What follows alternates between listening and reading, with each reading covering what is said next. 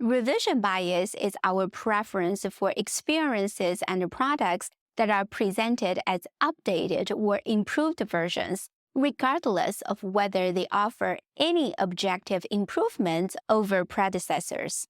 The revision bias persists even when a version is simply tagged as revised, without any evidence of improvement.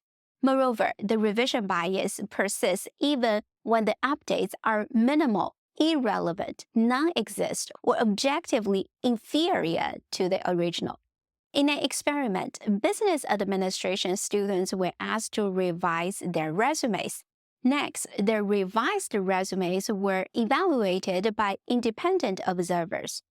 Even revisions of a cosmetic or inconsequential nature, for example, change the font, were associated with higher ratings of the resumes when they were explicitly labeled as revised. In another experiment, participants were asked to evaluate gummy candies. The candies received more favorable ratings when participants were told that the candies were produced from an updated recipe without knowing whether that statement was true or not. The findings suggest that actual improvements or modifications may not even be necessary. Simply proclaiming an item as revised can persuade people to perceive it as superior. So the next time you automatically assume an extensively revised 400-page document is of better quality, you may want to question that judgment. The tendency to automatically equate revised with improved extends beyond products into areas like policies, educational materials, and technology. We often perceive updated policies as superior to their older versions, even if the revisions are minor or don't introduce any substantial changes. Similarly, newer editions of standards, textbooks, curriculum, software, and digital devices are often given higher claim solely due to their revised or updated status rather than any substantial improvements. A company offers regular leadership training programs to its managers and administrators.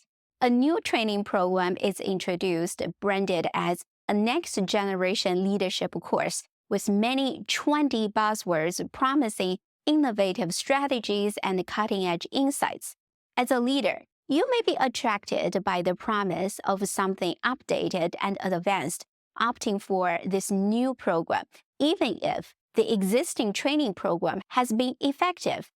If the new program is more style than substance, focusing on trendy buzzwords rather than the fundamentals, you waste organizational resources and everyone's time and fail to provide professional learning that truly improve your team members' leadership skills.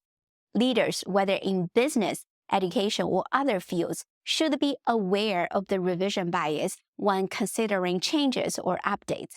Conduct a critical evaluation of whether the new version truly offers advantages rather than being swayed by the allure of something presented as new and improved.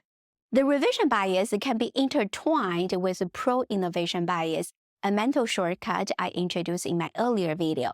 The pro-innovation bias means our tendency to favor anything labeled as innovative. However, just because something is revised or innovative does not automatically make it superior or better. Start observing your decision-making process and those of others around you.